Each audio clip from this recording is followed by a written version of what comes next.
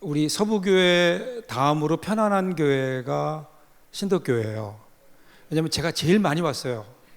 여러분, 저를 아시는 분들도 꽤 계실 텐데 전에 홍 목사님 계실 때부터 제가 이 교회 여기 강단에 많이 왔었고, 그래서 여러분들을 뵈면 우리 교회 다음으로 친숙한 또 제가 사랑하고 존경하는 김양태 목사님 또 목회하시는 교회, 주일 오후에 사실은 이렇게 1시 20분에 1시 40분에 강사로 오라, 이거 실례거든요. 저도 우리 교회 바빠요. 우리 교회 일이 많은데 김영태 목사님이 그냥 이번에 특별히 그 일을 위해서 또 지방회장님 명령하시니까 제가 순종하는 마음으로 오늘 함께 왔는데, 와서 여러분들 뵈니까 너무 좋네요. 예, 그렇죠. 뭐 이렇게 강사가 좋다고 하면 또 여러분들도 뭔가 이렇게 반응이 있어야 되지 않을까요?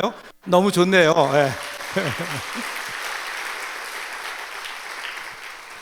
이렇게 주일 오후에, 요즘 코로나 지나면서 모임이 힘든 이 시기에 주일 오후에 특별히 직분자들, 교회 리더들이 한 자리에 모여서 이렇게 새로운 헌신을 다짐한다. 너무 좋은 것 같아요.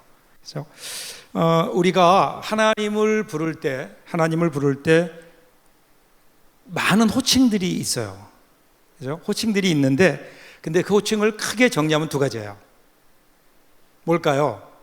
여러분, 하나님 부를 때 첫 번째 뭐라 불러요? 하나님 아버지, 그죠? 두 번째는 뭐죠? 아버지밖에 없어요? 두 번째는 주님, 이렇게 부르잖아요, 그죠? 이 관계가 굉장히 중요해요. 하나님을 내가 어떻게 부르냐에 따라 하나님과 나와의 관계가 설정이 되죠. 자, 하나님을 아버지라고 부르면 나는 뭐예요? 자녀예요, 그죠? 그러면 하나님을 주님 부르면 나는 뭐예요? 종이에요, 일꾼이에요. 근데 이게 굉장히 중요해요. 우리의 정체성이 여기에 따라 달라지거든요. 자녀, 우리가 하나님의 자녀라는 거, 하나님의 아버지면 우리는 하나님의 자녀인데, 이 자녀라는 게 너무 좋죠. 특권이잖아요. 자녀들만큼 특권이 있는 사람들이 있을까요? 보면 여러분, 자녀들 가만히 보세요. 자녀들은요, 죽을 때까지 철이 없어요. 부모와의 관계에서는 철이 없어요. 항상 뭘 달래요. 언제 철이 드는가? 지들이 부모가 돼야 돼요. 자녀가 부모가 되면 그러면 그제서야 알아요. 사실 우리 하나님 자녀 된다는 굉장히 큰 특권이에요. 영접하는 자, 곧 그림을 믿는 자들에게는 하나님의 자녀가 되는 권세를 주셨다. 우리가 예수를 믿고 영접할 때 처음으로 하나님 자녀가 되잖아요. 근데 이 하나님의 자녀가 되는 거는 뭐 특별한 뭘 안 해도 돼요. 그냥 하나님의 은혜로 우리가 하나님 자녀가 되는 거예요. 우리 모두 하나님 자녀잖아요, 그죠? 얼마나 큰 특권이에요. 은혜예요, 은혜. 그 탕자의 비유를 보면, 탕자의 비유에서 어느 아버지에게 아들이 둘이 있잖아요. 그 둘째 아들이 어느 날 갑자기 무슨 바람이 들었는지 아버지에게 찾아가서 나에게 재산 주십시오. 이거 천하의 불효막심한 놈이거든요. 왜냐하면 지금 아버지에게 와서 유산을 주십시오라고 얘기하는 건 뭐예요? 아버지 그냥 죽었다 치고, 그냥 돌아가셨다 치고 주십시오, 이 얘기거든요. 이건 그 당시로서는 정말 불효 중에 불효예요. 근데 그걸 달라고 해요. 아버지가 결국은 주잖아요. 그것을 가지고 나갔어요. 그래서 자기 마음대로 사업을 해요. 이게 아들이에요. 아들은 자기 마음대로 살아요. 그냥 자기 원하는 대로 거의 살아요, 그냥. 그리고 부모에게는 맨날 뭘 달라고 하고 요구하기만 하죠. 보통 자녀들이 이렇게 철이 없어요. 자, 그런데 또 하나의 관계가 있잖아요. 또 하나의 관계는 뭐라 그랬죠? 종과 주인의 관계라 그랬죠. 자, 이 탕자가 밖에 나가서 아버지에게 받은 유산을 가지고 밖에 나가서 사업을 했는데 잘 됐을까요? 안 됐을까요? 잘 안 됐죠. 당연히 안 돼야죠. 쫄딱 망했어요. 그래서 돼지를 기르는 움막에서 돼지가 먹는 열매들, 주 열매를 먹고 살다가 어느 순간 생각해 보니까 내가 여기서 이럴 일이 아니구나. 아버지께 돌아가면, 아버지 집에 가면 품꾼이라도 거기는 먹고 사는데 지장이 없는데 내가 왜 여기서 이러고 있을까? 돌아가자. 일어나 돌아가요. 돌아가서 아버지에게 뭐라고 얘기하죠? 이제 내가 아버지의 아들이라고 칭함받기가 내가 너무 면목이 없습니다. 그러니까 어떻게 해요? 품꾼 중에 하나로 봐주십시오, 이렇게 얘기하는 거예요. 근데 그 아버지는 어떻게 하죠? 그 품꾼으로 나를 써주십시오라고 얘기했던 그 아들을 다시 아들로 회복시켜 주시잖아요. 그렇죠? 반지를 껴주고 잔치를 베풀고. 그런데 그때부터 성경에는 그 다음 얘기는 안 나오지만 그 다음에 나오는 후편을 제가 가만히 생각해 보면 주님이 말씀에 따라 이렇게 가보면 그러면 그 다음에 그 아들은 그냥 아들로만 살지 않았을 거예요. 아들은 일꾼으로 살았을 거예요. 아버지의 은혜가 너무 크잖아요. 자기를 받아준 아버지, 그 은혜 감사해서 남은 삶은 철없는 아들이 아니라 이제는 아버지를 돕는 일꾼으로, 일하는 종으로 남은 삶을 살지 않았을까.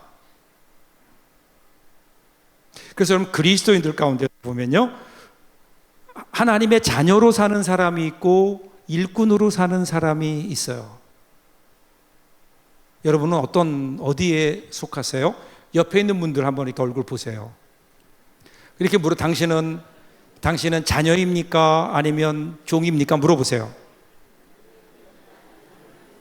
그 뭐라고 대답해요? 예? 자녀예요? 신덕교회는 우리 홍 장로님 생각하실 때 신덕교회는 자녀들이 많아요? 아니면 종들이 많아요? 종들이 많아요, 역시. 예. 보통 교회가 물어보면 다 자녀들이 많다 그러거든요. 하나님의 자녀로 사느냐, 이것도 은혜예요. 그런데 그보다 더 큰 은혜는 하나님의 종으로 사느냐. 자녀이면서 동시에 하나님과의 관계에서 종으로 살아가는, 이것이 오늘 우리 그리스도인들의 정체성이 아닐까. 특별히 오늘 이 직분자들은요, 교회 안에서 분명히 하나님과의 인격적인 관계는 하나님은 나의 아버지세요. 그러나 교회에서 우리가 하나님의 일을 감당할 때는 어떻게 해야 돼요? 종의 자세로 하는 거예요. 교회 안에 자녀들이 많으냐, 종들이 많으냐. 자녀들이 많으면요, 복잡해요. 자녀들은 매일 뭐 달라고 하거든요. 자기 권리만 주장하거든요. 종들이 많아야 교회가 건강한 교회예요. 우리 신덕교회는 종들이 많은 교회인 줄로 믿습니다. 예, 그래도 조금 더 종이 됐으면 좋겠어요. 지금보다 더 많은 분들, 여기 있는 분들만 정말 이제는 자녀로서의 나의 권리를 좀 내려놓고 종으로서 내가 해야 될 사명들을 잘 감당한다면, 우리 신덕교회가 이제 곧 100주년을 맞이하는데 그 준비하는 그 모든 일들 가운데 하나님의 놀라운 일들이 있고, 정말 100주년만 되는 게 아니라 우리 성결교회에서, 우리 대한민국 한국교회에서 큰 일을 감당할 수 있는 건강한 교회로 성장할 수 있다고 저는 분명히 믿습니다. 그러기 위해서 우리가 종이 되어야 되겠다. 종이. 그러면 과연 종의 자세는 뭔가? 그것이 오늘 우리가 이제 보려고 하는 말씀이에요. 자, 오늘 마태복음 9장 37절 38절을 한번 띄워주실래요? 예, 같이 한번 읽을까요? 같이 읽겠습니다. 시작.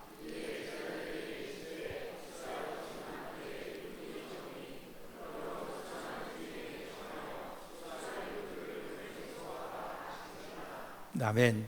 오늘 예수님께서 말씀하시는 거야. 자, 이제 제자들을 보시면서 희어져 추수하게 된 세계를 봐라. 그러니까 이 추수하게 되었다는 거야. 밀을 심었는데 밀이 희어져서 이제는 추수할 때가 되었다. 그런데 추수할 일꾼이 없구나라는 거야.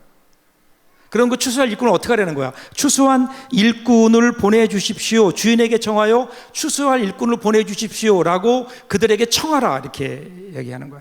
결국 이 시대, 예수님께서 이제 그 시대를 바라보시면서 시대를 위해서 일할 사람, 하나님이 쓰기를 원하는 사람, 하나님의 일꾼, 하나님이 쓰시는 일꾼, 그 사람들이 도대체 어떤 일꾼이기에 하나님께서 그들을 청해서, 주인에게 청해서 그들을 부르라고 했는가? 오늘 이제 이어지는 말씀이 우리에게 가르쳐주고 있어요. 그러면 하나님께서 원하시는 일꾼들은 누군가? 그것을 오늘 세 가지로 한번 여러분과 나눠보려고 해요. 첫 번째가 예수의 마음을 가진 사람이에요. 예수의 마음을 가진 사람. 자, 36절 같이 한번 읽을까요? 시작. 무리를 보시고 불쌍히 여기시니 이는 그들이 목자 없는 양과 같이 고생하며 기진함이라. 이렇게 나와요. 자, 예수님께서 무리를 보셨는데 거기에 지나가는 수많은 무리들을 보셨어요. 그런데 어떻게 보셨다고요? 실력이 안 되면 시력이 좋으면 돼요. 예. 그들을 보면서 어떻게 해요? 목자 없는 양처럼 보았다. 이게 예수님의 마음이에요. 지나가는 사람들을 보면서 예수님의 마음은 그들이 목자 없는 양이다. 여러분들은 교회에서 여러분들과 만나는, 여러분을 지나쳐가는 사람들, 교회에서 만나는 사람들을 보면서 어떤 생각이 드시나요? 어떤 마음이 들어요? 예수님은 지나가는 사람들, 만나는 사람들을 보시면서 예수님께서는 마음에 불쌍히 여기셨다. 그들이 목자 없는 양과 같구나, 이렇게 보셨다는 거예요. 정말 마음에 그 안타까움으로 그들을 바라보셨다는 거예요. 목자 없는 양. 저는 성경에서 사람들을 묘사하고 있는 많은 단어 중에 가장 아름다운 단어, 정확한 단어가 양이라고 생각해요. 우리 한국 사람들은 양을 잘 몰라요. 그죠? 양이 어떤 동물인지 잘 모르잖아요. 우리는 다 양 같아서 이렇게 구약에서도 이야기하죠. 양은요, 굉장히 특이한 동물이에요. 보기에는 양 그러면 깨끗해 보이잖아요. 하얗고 뭔가 순결해 보이고 깨끗해 보이잖아요.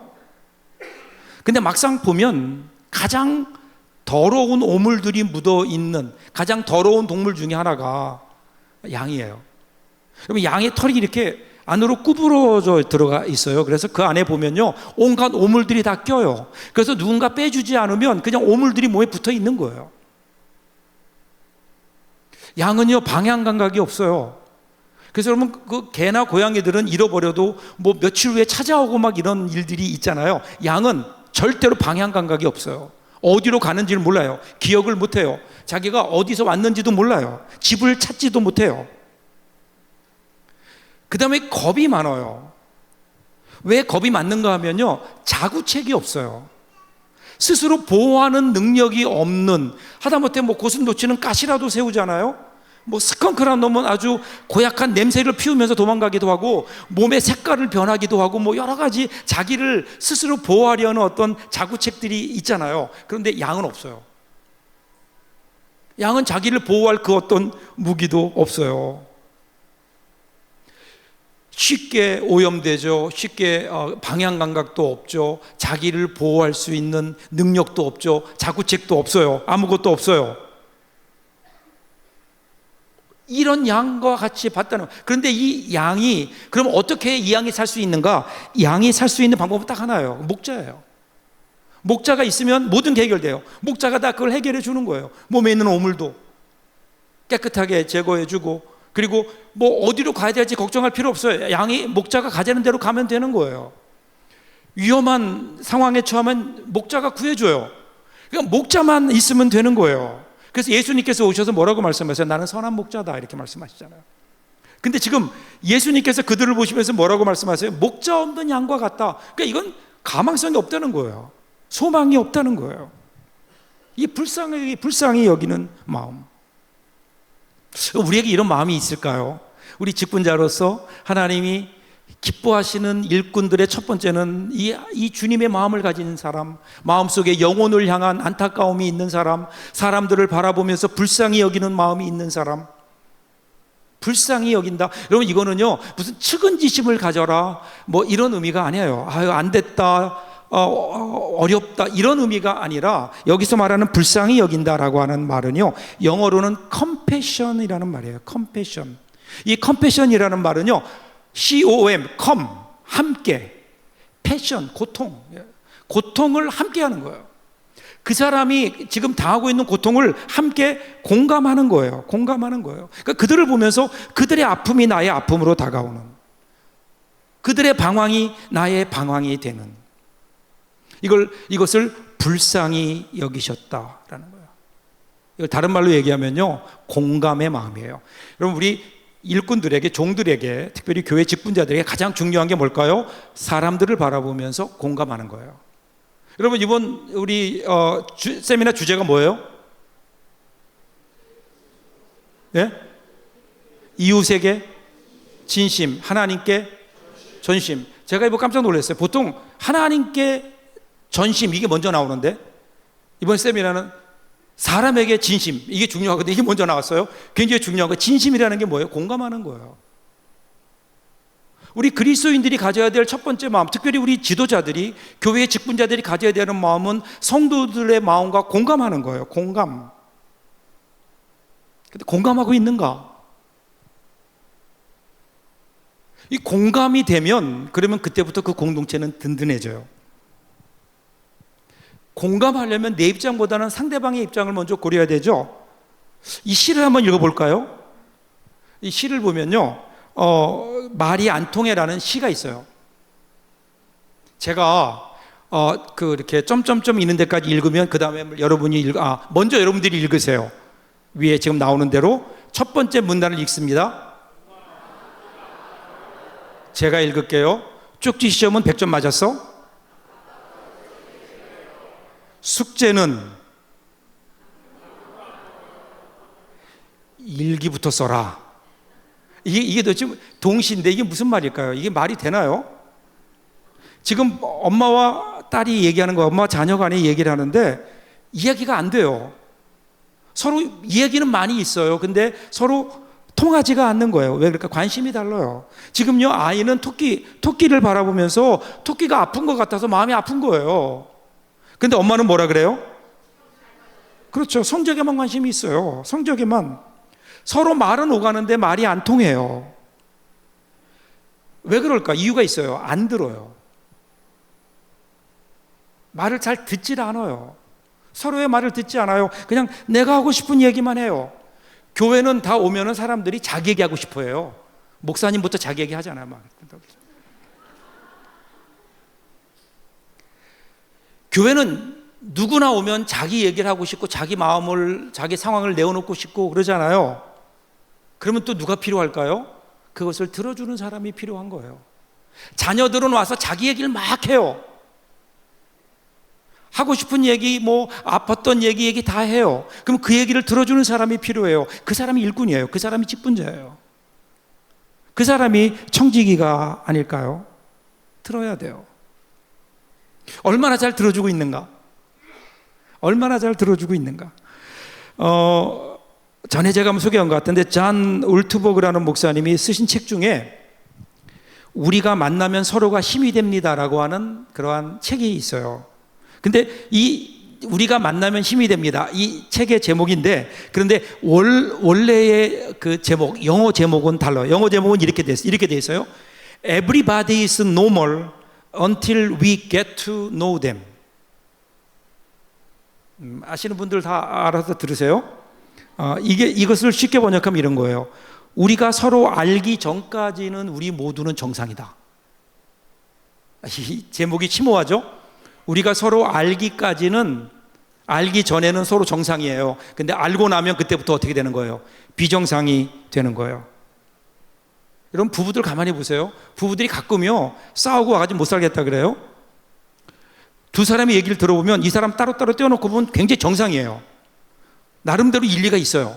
근데 두 사람을 합쳐놓으면 그럼 그때 비정상이 돼요. 왜 그럴까요? 자기 얘기만 하는 거예요. 자기 입장만 얘기하는 거예요.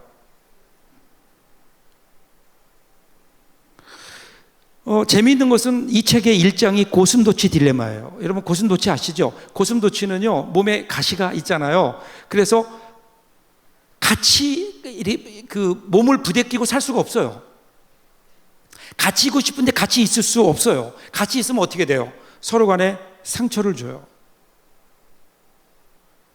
같이 있고 싶어요. 얼마나 외롭겠어요? 같이 있고 싶은데 같이 껴안으면 그러면 찔려요. 찔리고 찔러요. 그래서 아파요. 그러니까 어떻게 해요? 그냥 거리를 두는 거예요. 이것이 고슴도치만의 문제일까? 오늘 우리도 그렇지 않나요? 우리가 사실은 신앙생활 하면서, 같은 교회에서 신앙생활 하면서 상처를 많이 주고받아요. 왜 교회를 떠나는가? 그러면 상처받았다 그래요. 여러 가지 이유들이 있을 거예요. 그러면 왜 상처를 받을까요? 뭔가 우리에게 나도 모르는 가시가 있는 거예요. 그렇죠? 가시가 나와요. 가시가 나와요. 서로를 찔러요. 근데 여러분 그게 어떤 사람이 찔리는가? 가장 가까이 있는 사람이 찔려요. 그죠? 우리 저기 아내들 대답해 보세요. 여러분들 아내들에게 가장 상처를 많이 주는 사람이 누구예요? 그렇다고 뭐 그렇게 크게 얘기하세요? 그것도 남의 남편이 아니라 내 남편이에요. 가까이 있다 보니까. 그럼 우리 남편에게 물을게요. 남편들에게 가장 상처를 주는 사람들은 누구예요? 남자들은 대답도 못해요.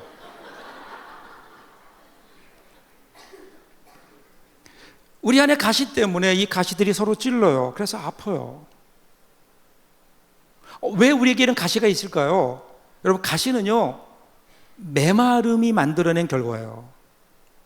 제가 전에 미국에서 여행을 하는데 LA 다운타운에서 이제 그 팜스프링 쪽으로 쭉 사막 쪽으로 나가다 보면요, 나무들이 처음에는 잎사귀가 커요. 그러다가 사막으로 갈수록 잎사귀가 줄어들어요. 나중에 사막에 뭐가 있어요? 선인장만 있어서 거기 가시만 있어요. 그 왜 그런 줄 아세요? 메마르니까 광합성 작용을 해야 되는데 그렇게 해서 수분이 날아가면 보충할 수분이 없으니까 그냥 아예 나가는 걸 막아버리는 거예요. 그래서 가시로 변해버리는 거예요. 잎이 가시로 변해버린 거예요. 가시는 메마름이 만드는 거예요. 메마름.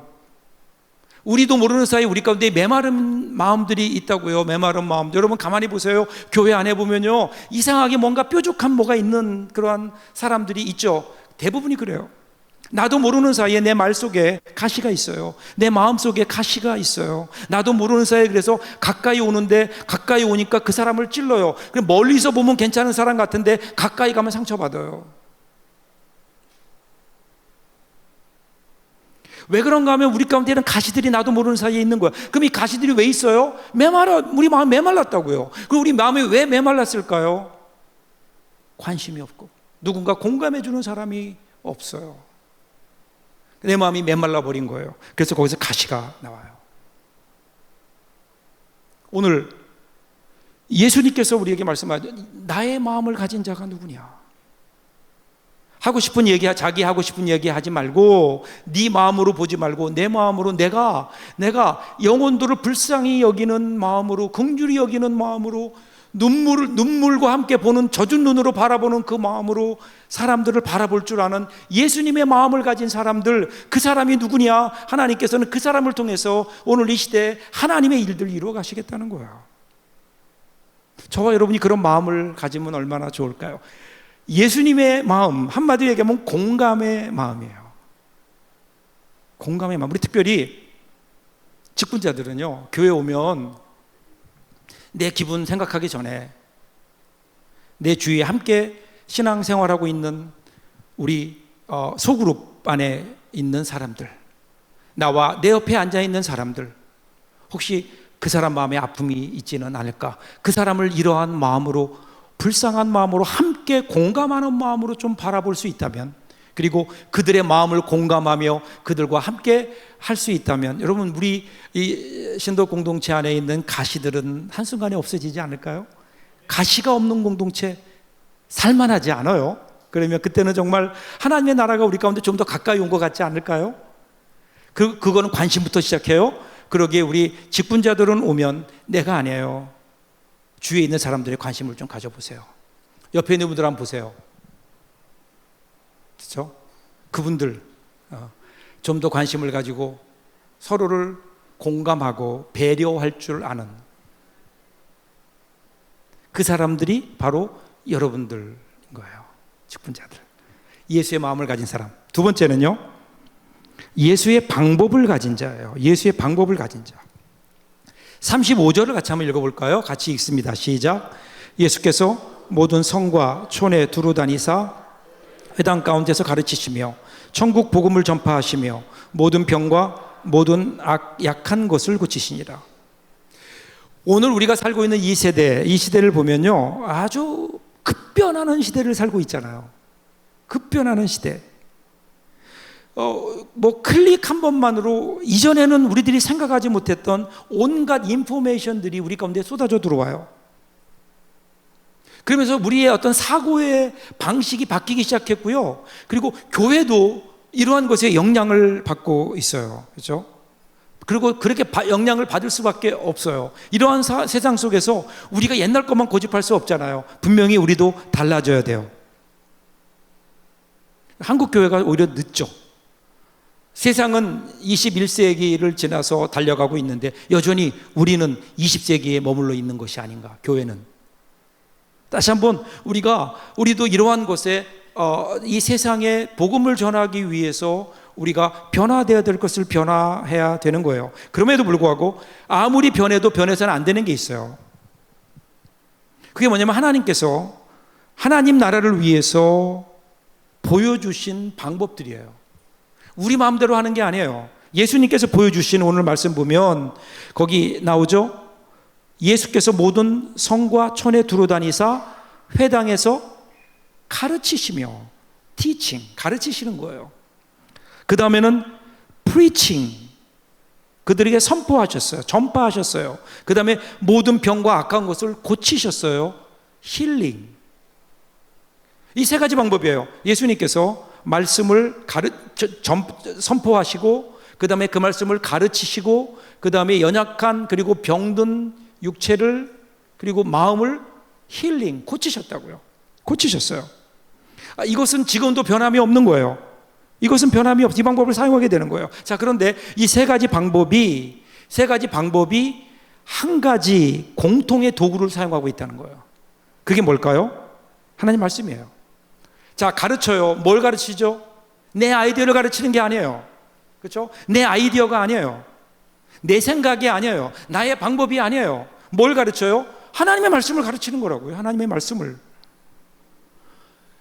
가르침이 있죠. 그 다음에 preaching, 선포하는 거. 선포는 누가 해요? 뭘 해요? 하나님 말씀이에요. 하나님 말씀을 선포하는 거예요. 하나님 말씀을. 그리고 그 다음에 힐링이에요. 힐링이 뭐죠? 고치는 거예요. 고치는 것도 하나님 말씀에 근거한 거예요. 그죠? 그래서 제자들이 나가서 힐링할 때, 즉 그 병을 고칠 때 어떻게 고쳤죠? 야, 병아 고쳐져라 이러지 않았다고요. 예수의 이름으로 명하노니 물러가라. 주님이 가르쳐 주신 방법대로 한 거라고요. 이게 오늘 우리들이 해야 되는 일이에요. 아무리 세상이 뭐 별게 다 바뀐다 하더라도 결코 바뀔 수 없는 것이 바로 여기예요. 이게 뭐예요? 중심에 하나님 말씀이 있어요. 하나님 말씀이. 아마존을 창업했던 제프 베이조스라는 분이 그런 얘기했어요. 사람들은 나에게 5년 후나 10년 후 무엇이 변할 것인지 묻지만 무엇이 변하지 않을 것인가에 대해서는 묻지 않는다. 전략은 변하지 않는 것에 토대를 두어야 된다. 저는 여기에 100% 동의해요.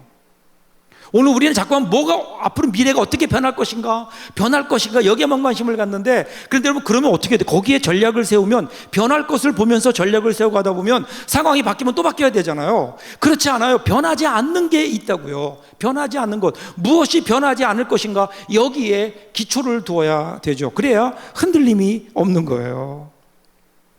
산에서 길을 잃으면 높은 곳으로 올라가야 되죠. 바다에서 길을 잃으면 북극성에 초점을 두어야 되는 거예요. 이 세상이 아무리 바뀐다고 해도 아주 숨 쉴 틈조차 없이 막 확 변화된다 해도 그 가운데 변치 않는 게 있다고요. 그게 뭐예요? 하나님 말씀이에요. 그러니까 오늘 우리는 어디에 초점을 둬야 되는가? 하나님 말씀이에요. 하나님 말씀.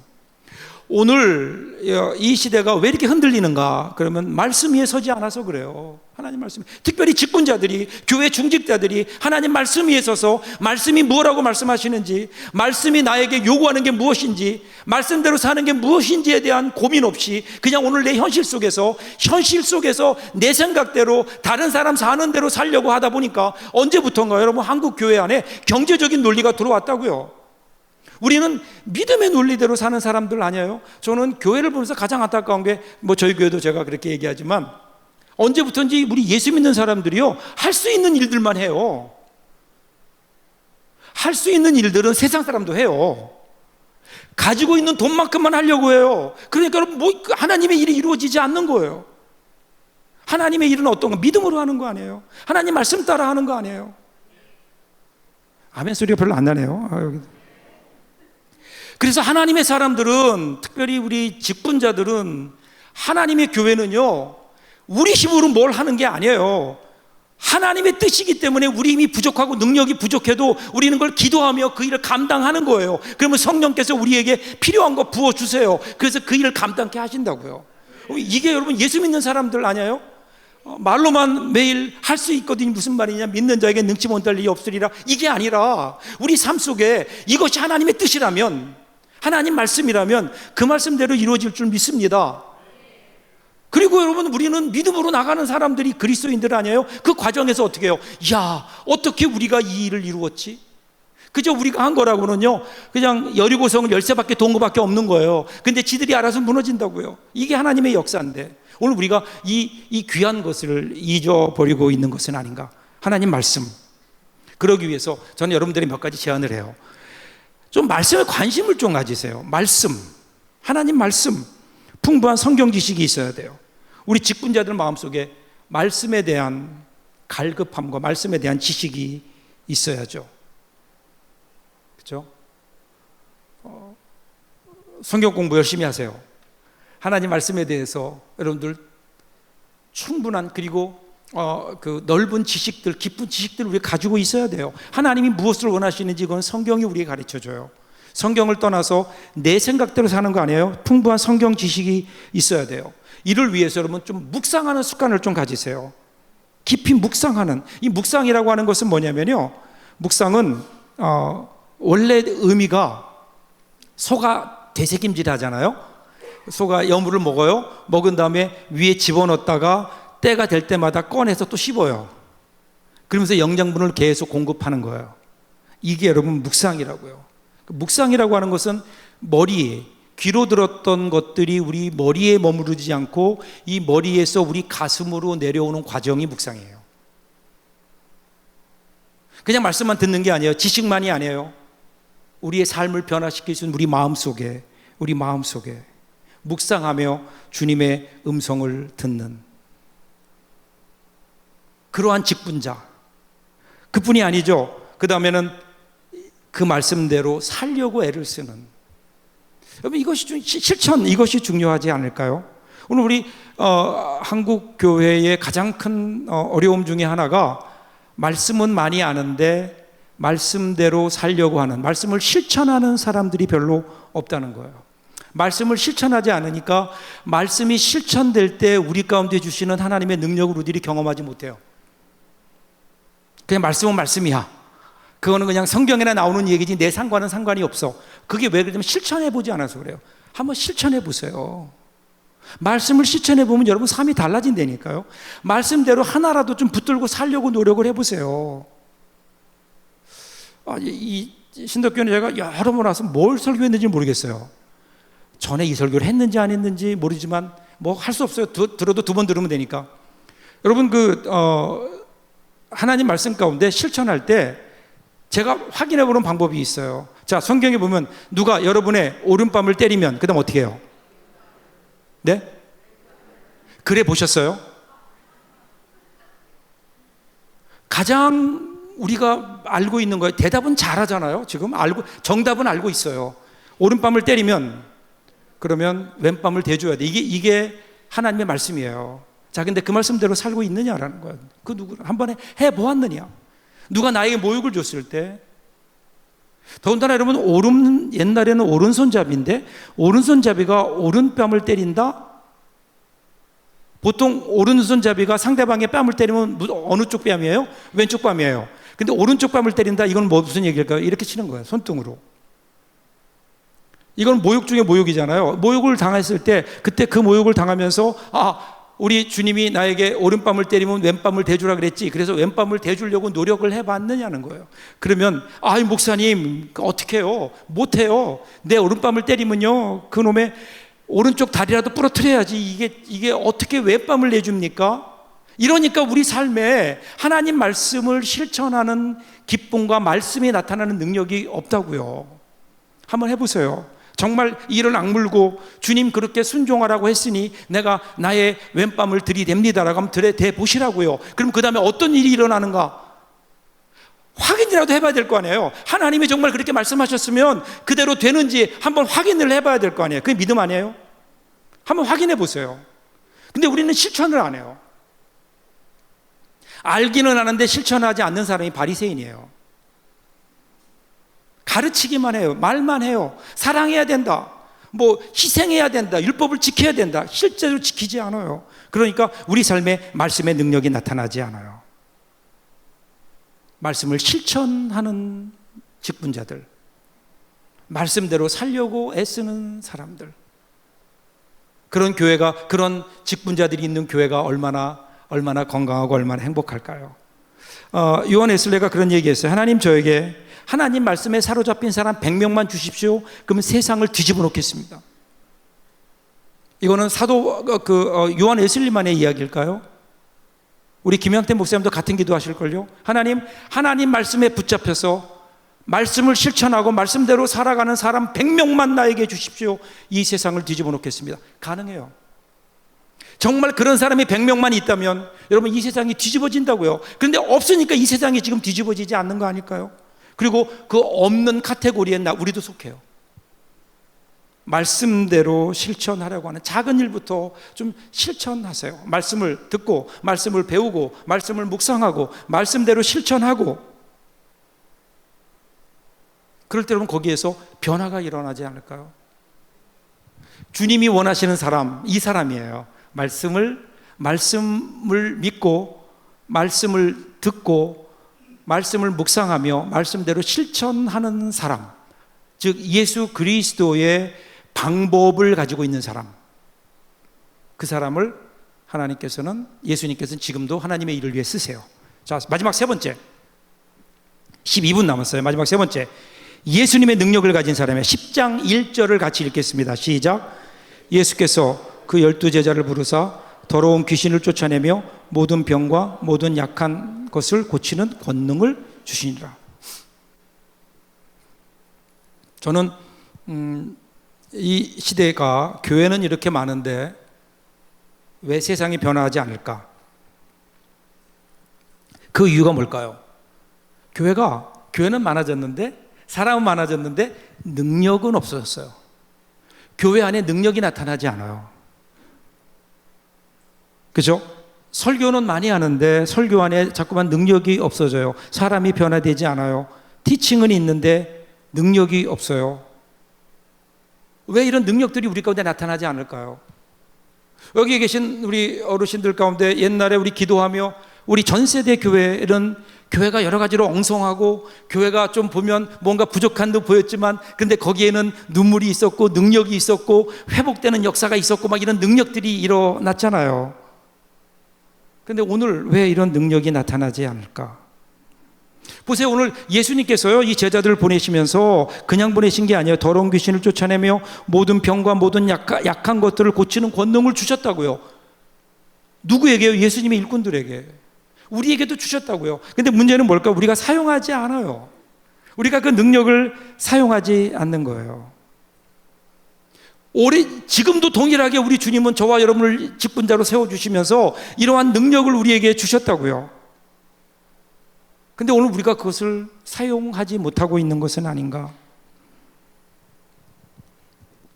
그 라토레디라고 하는 교회 그 역사학자가 있어요. 그분이 그런 얘기했어요. 1세기 초대교회, 그러니까 성경에 나오는 초대교회를 보면서 이런 인상 깊은 길을 남겼어요. 초대교회의 역사란 무엇인가? 그것은 한마디로 지극히 평범한 사람들이 하나님의 능력에 붙잡힌 바 되어 세상을 변화시키는 성령의 스토리다. 지극히 평범한 사람들, 그 사람들이 뭐 능력 있는 사람들이 아니에요. 아무나 볼 수 있는 그저 평범한 사람들, 바로 저와 여러분 같은 그런 사람들이 하나님의 능력에 붙잡혀서 세상을 바꾸는 삶의 이야기다. 그들에게는 지식도 없었다, 프로그램도 없었다, 성경 공부 프로그램도 없었고, 조직도 없었고, 후원도 없었고, 다만 그들은 성령만 의지할 뿐이었다. 그러니까 오늘 우리가 너무 다른 걸 많이 의지해서 그러지 않을까요? 자꾸 돈을 의지하려고 하고, 뭔가 사람을 의지하려고 하고, 프로그램을 의지하려고 하고, 그러다 보니까 성령님의 직접적인 역사가 우리 가운데 나타나지 않아요. 근데 여러분 그거 아세요? 여러분들 신덕교에서도 선교사님들 많이 파송했죠? 선교사람들이 선교 현지에 가면요, 그런 기적들이 나타나요. 왜 그럴까요? 거기에는 왜 능력이 나타나는데, 왜 여러분 태국의 오지에서는 능력이 나타나는데 우리가 살고 있는 이곳에서는 왜 그 능력이 나타나지 않을까? 그러면 우리가 의지하는 게 너무 많아서 그러지 않을까요?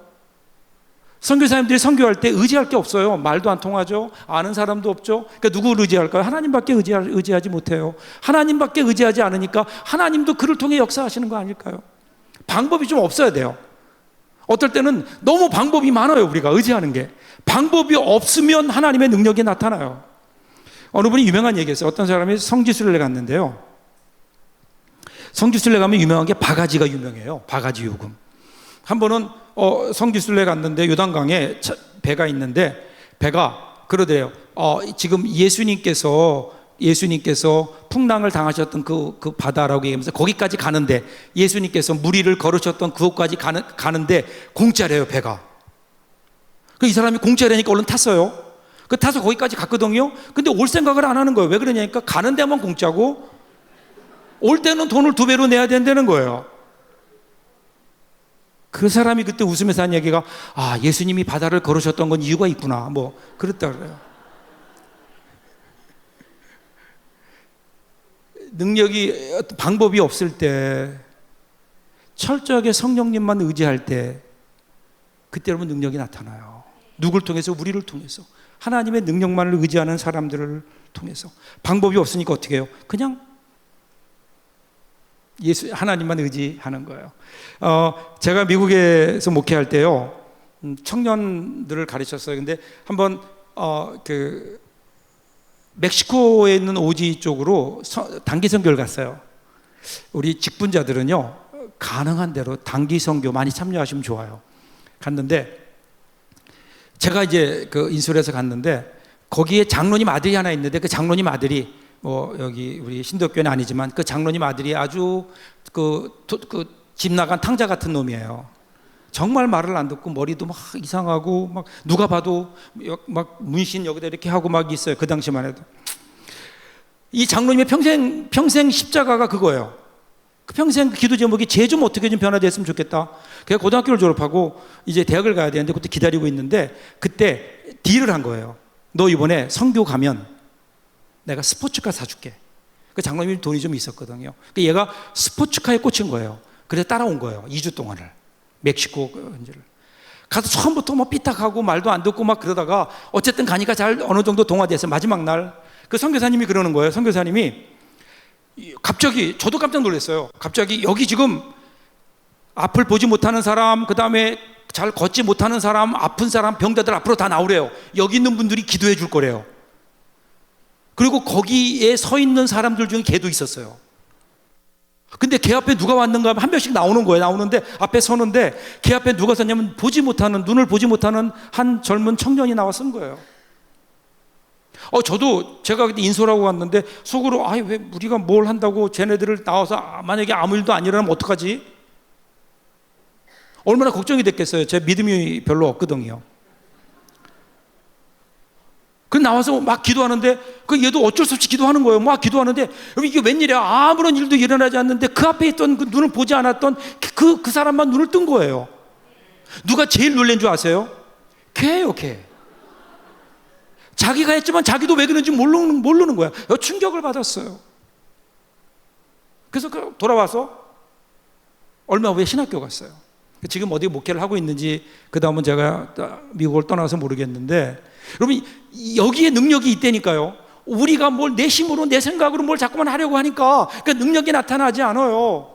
여러분 우리 한국교회가 문제가 여기 있지 않을까요? 자꾸만 우리가 우리 힘으로 뭘 하려고 해요. 성령님 의지하려고 하지 않아요. 성령님께 여지를 드리지 않아요. 성령님이 역사하시도록 뭔가 좀 빈 자리를 남겨놓아야죠. 우리 인생에도 성령이 역사하시도록 우리의 마음속에 어떤 빈 자리를 남겨놓아야 성령님이 오셔서 역사하심으로 우리 가운데 하나님의 능력이 나타나고 어떤 역사들이 일어나게 되는데, 오늘 우리가 이것에 너무 못하고 있는 것 아닌가? 그렇죠? 하나님의 능력을 의지하는. 그래서 정말 바라기는